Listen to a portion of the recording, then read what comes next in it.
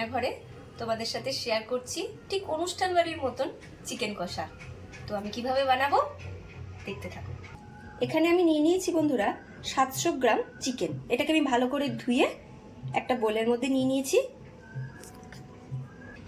প্রথমেই আমি দিয়ে দিচ্ছি এখানে 2 চামচ মতন নুন, ছোট চামচের 2 চামচ দিচ্ছি। যদি পরে প্রয়োজন পড়ে তখন আমি চেখে নিয়ে আমি নুনটা আবার অ্যাড করব। তারপরে দিয়ে দিচ্ছি অল্প একটু হলুদের গুঁড়ো, 2 চামচ মতন আদা রসুন বাটা, 2 চামচ টক দই। টক দই বেশি লাগবে না, অল্প 2 চামচ দিলেই হবে। আর একটু সর্ষের তেল।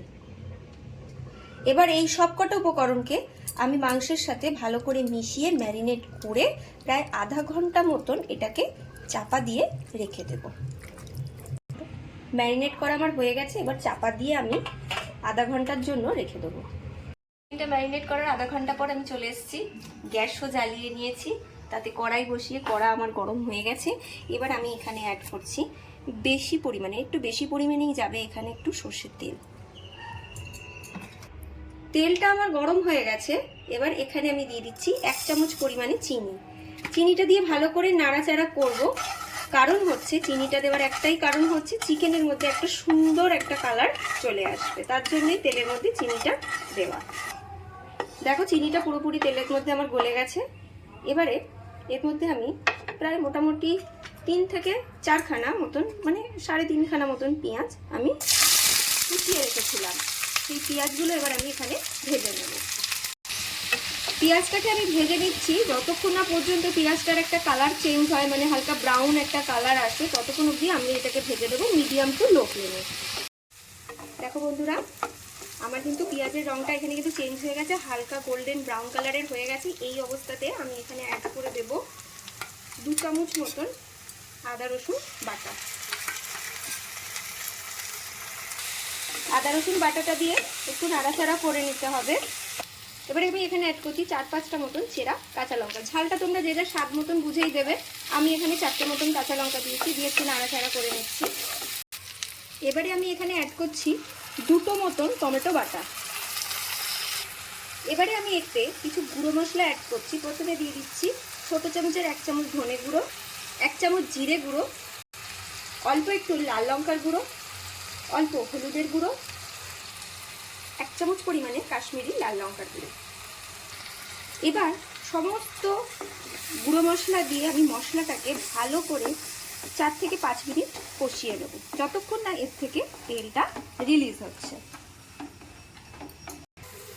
মশলাটা দিয়ে বন্ধুরা দেখো তেল রিলিজ করা শুরু হয়ে গেছে। এই অবস্থাতে আমি এখানে কিন্তু অ্যাড করে দেব সেই যে ম্যারিনেট করে রেখেছিলাম আধা ঘন্টা, সেই চিকেনটা কিন্তু এবার এখানে আমি পুরোটা অ্যাড করে দিলাম। এবারে চিকেনের সাথে যে মশলাটা আমি কষিয়েছিলাম ভালো করে আমি মিশিয়ে নিচ্ছি, নিয়ে আমি আবারও কষাবো 5-7 মিনিট মতন। 5-7 মিনিট আমি মশলার সাথে চিকেনটাকে কষিয়ে নিয়ে জল না দিয়ে আমি খানিকক্ষণ চাপা দিয়ে রাখবো। এই চাপা দেওয়ার কারণটা হলো যে চিকেনের মধ্যে যে জলটা আছে সেই জলটা বেরোবে, আর ওই জলেতেই হালকা মাংসটা কিন্তু সিদ্ধ হয়ে যাবে। এবার চিকেনটা হতে হতে আমি এদিকে চালমগজ আর কাজু ভিজিয়ে রেখেছিলাম, সেটা এবার আমি একটা মিহি পেস্ট বানিয়ে নিচ্ছি। চলে এসেছি, এবার ঢাকনাটা খুলবো। দেখো চিকেন দিয়ে কত সুন্দর জল রিলিজ হয়েছে। এই জলটা দিয়ে কিন্তু মাংসটা কিন্তু খানিকটা কিন্তু সিদ্ধ হয়ে গেছে, ঠিক আছে। এই দেখো এখানে চালমগজ আর কাজু বাদাম একসাথে বেটে রেখেছিলাম যেটা, সেই বাটাটা আমি এর মধ্যে এবার দিয়ে দিচ্ছি। এবার আবারও আমি এটাকে মিশিয়ে নিচ্ছি 5-10 মিনিট, আবারও এইভাবে নাড়াচাড়া করে নেব।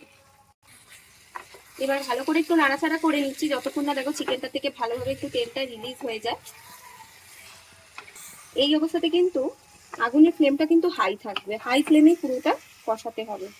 চিকেনটা আমার ভালোভাবে কষানো হয়ে গেছে, তেল রিলিজ হয়ে গেছে। এবার আমি এখানে অল্প করেই জল দেবো, একটু মশলা ধোয়া জলটা আমি এখানে দিয়ে দিচ্ছি, যেহেতু এটা কষা হবে, খুব একটা ঝোল ঝোল হবে না, তো অল্প পরিমাণেই জল দিলাম, দিয়ে ভালো করে মিশিয়ে খানিকক্ষণ আমি চাপা দিয়ে চিকেনটাকে হতে দেবো।